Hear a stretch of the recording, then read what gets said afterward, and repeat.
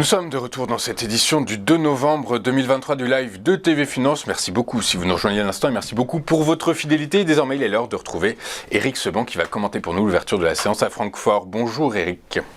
Bonjour. Bonjour, merci Eric d'être avec nous ce matin. Vous êtes trader, formateur et coach. Eric, à l'instar des grandes places boursières mondiales, le DAX a ouvert en hausse ce matin à la suite du statu quo de la Réserve fédérale américaine et du ton dovish de son président Jérôme Powell. Ceci étant, est-ce que ce sera suffisant pour sortir les cours de leur canal dans lequel ils semblent être enfermés entre 14 800 et 15 000 points? Franchement, je ne sais pas. Je ne sais pas. Tout ce que j'ai pu voir, en tout cas, c'est qu'hier, le DAX n'a pas réussi à monter au-dessus de 15 000. C'est-à-dire qu'il est au-dessus aujourd'hui. Ce matin, il ouvre en hausse parce qu'il a ouvert en gap haussier cette nuit. Assez surprenant d'ailleurs, ce gap haussier en pleine nuit, comblé ce matin, vers 7 heures, il était comblé. Et là, ça repart à la hausse. Bon, je ne sais pas s'il y a un catalyseur, j'en sais rien du tout. Tout ce que je vois simplement, c'est que nous sommes dans une zone qui reste à franchir pour envisager une reprise et potentiellement le déclenchement d'un signal court terme haussier. Alors, je dis très potentiellement parce qu'en fait, on a peut-être touché un point bas temporaire, c'est possible, hein, 14 645, c'est le niveau que je vous donnais déjà il y a 15 jours pour vous dire, voilà, ça c'est le premier gros niveau de la zone.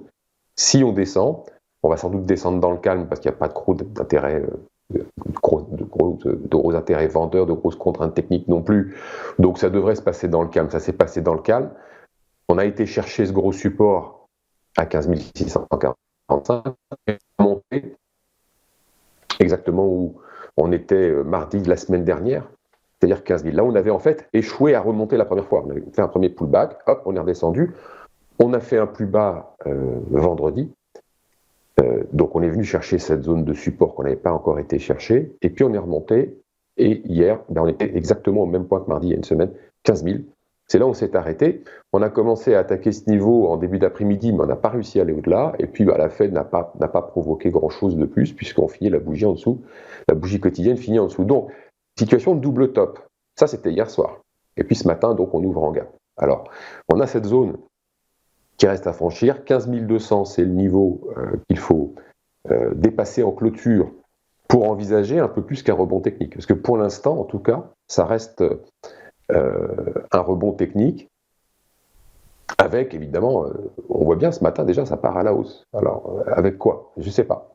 Franchement, peut-être de la spéculation qui essaie de tirer un peu vers le haut. Tout ce que j'ai pu constater, en tout cas, qui était assez intéressant, c'est qu'au plus bas vendredi, on n'a eu aucune pression vendeuse. Il y a eu assez peu de contrats pour descendre, et surtout, il y en a eu la moitié moins pour remonter. C'est-à-dire qu'entre 14 645 et 14 800, il a fallu la moitié de contrats à l'achat pour repartir à la hausse en comparaison des contrats qui avaient été nécessaires pour descendre jusqu'à 14 645. Donc ça montre qu'il n'y a pas de pression vendeuse, pas du tout. Je penche plutôt vers non pas des ouvertures de positions vendeuses avec ces contrats vendus, mais plutôt des acheteurs qui ne pouvaient plus rester exposés sur le marché, qui ont été contraints de sortir, sans doute pour des problèmes de pression technique, comme les effets de levier, hein, tout simplement, quand on n'a plus la couverture, on se fait liquider. Donc descendant d'un cran, ça peut avoir provoqué. Mais il y a eu vraiment très peu de contrats. Donc ça montre qu'il y a très peu de densité aussi, c'est-à-dire qu'on n'a pas eu besoin de beaucoup de contrats pour baisser, mais ça s'est fait dans le calme, et surtout on a eu besoin de la moitié pour remonter, dans le calme aussi. Et donc, le marché se déplace facilement parce qu'il n'y a pas de contrepartie, il n'y a pas de densité. Donc là, pour l'instant, ça monte. Alors, comme c'est remonté depuis 3 séances, lundi, mardi, mercredi, la volatilité, elle fait quoi? Elle baisse, c'est logique.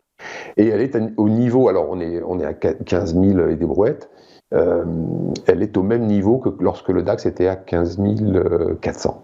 Donc ça montre qu'on n'a pas d'opérateur stressé, parce que quand on était au plus bas vendredi, on n'était pas non plus hyper haut, on était vers 17, 18, voilà, au moment vraiment où on était vers le bas.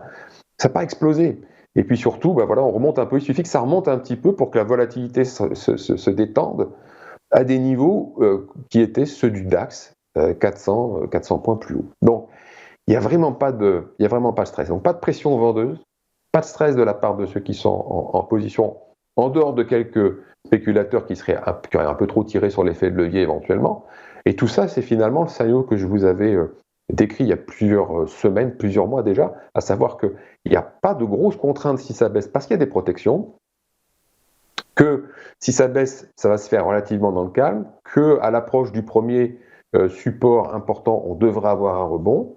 Ce qui me surprend en revanche, c'est qu'on passe tout de suite au-dessus. Je me serais attendu plutôt à un retour en arrière léger, potentiellement en double appui vers 14 145 avant potentiellement une reprise ou pas. Mais là, je pense qu'en fait, on a surtout un DAX qui aime beaucoup d'instruments financiers, va évoluer, alors principalement les indices, va évoluer essentiellement en fonction des nouvelles en provenance du Proche-Orient. Je pense que c'est vraiment ça le curseur.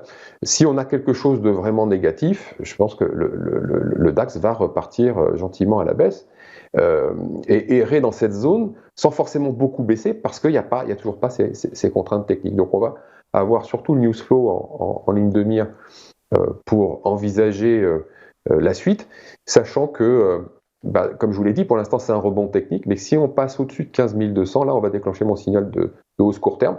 C'est très court terme, hein, donc ça veut dire que ça pèse pas lourd par rapport au signal de vente moyen long terme que j'ai eu il y a déjà 15 jours, 3 semaines, quelque chose comme ça. Mais ça pourrait indiquer qu'on aura peut-être un peu plus qu'un rebond technique. Ok, très clair. Écoutez, on va être attentif aux prochains mouvements et voir si effectivement on a un peu plus qu'un rebond technique. Alors les catalyseurs, il y en a probablement quand même certains. Vous parlez de la guerre au Proche-Orient. Finalement, par la force des choses, il n'y a que très peu de nouvelles sur ce front-là. Du coup, les cours du pétrole se détendent. Peut-être que la détente des cours du pétrole pousse à la hausse les indices et notamment le DAX. Peut-être que le repli des obligations, du taux des rendements obligataires également pousse à la hausse les actions. Et enfin, la décision, le statu quo quand même hier de la Réserve fédérale américaine, mais surtout au-delà de ça, c'est le ton dovish de son président qui a donné du baume au cœur aux investisseurs. Peut-être que tout ça, finalement, par la force des choses, va permettre au DAX, comme vous le dites, d'aller au-delà des 15 200. Mais pour ça, il faudra peut-être une volatilité implicite un peu supérieure aux 15,6 qu'on a actuellement. Alors, disons que après, pour monter, vous savez, si on n'a pas des bonnes nouvelles, on aura des contraintes techniques. Hein, c'est la même chose que dans l'autre sens. Donc, s'il n'y a pas de bonnes nouvelles, les contraintes techniques vont être principalement des... alors évidemment, il y a des vendeurs à découvert dans la zone et un petit peu en dessous. Donc, voyant qu'on n'aura pas de relais à la baisse, certainement on va avoir des rachats de positions short, c'est sûr, mais ça ne va pas être non plus... c'est pas ça qui va faire un catalyseur haussier de long terme, évidemment pas. De toute façon, la spéculation ne fera pas un catalyseur haussier de long terme. Il va falloir autre chose. Il va falloir qu'on ait du volume. Là, il y en a, mais il y en a pas. Il y en aura pas. On va voir comment ça va monter, mais je pense pas qu'il y en aura beaucoup à la hausse. Ce qu'on peut avoir en revanche, c'est au niveau des contraintes techniques, c'est les vendeurs de call. Ceux qui ont vendu des calls tout en bas, pour ceux qui en ont acheté. Si ça commence à remonter d'un cran, là, ils vont être obligés d'acheter les sous-jacents, et donc ça peut contribuer à faire prendre un petit peu d'altitude. Mais pour avoir quelque chose de construit, de solide, il va falloir du côté de la macro, du côté de la géopolitique, des choses qui permettent d'envisager une vraie détente sur l'inquiétude ambiante, et puis peut-être, je dis vraiment peut-être, hein, un peu de visibilité à moyen long terme. Mais ça, ça m'étonnerait quand même. C'est pas gagné. Merci. Non. C'est sûr. Merci Eric, merci d'avoir été avec nous ce matin. Vous êtes avec nous sur TV Finance tous les jeudis aux alentours de 9h05, 9h10 et vous commentez pour nous l'ouverture de la séance à Francfort. Merci, bonne journée Eric. Je vous souhaite tout ce qu'il y a de meilleur. Nous, de notre côté, on marque une pause et juste après, nous retrouverons Bernard Prats d'Esclos et ses Market Movers. À tout de suite sur TV Finance.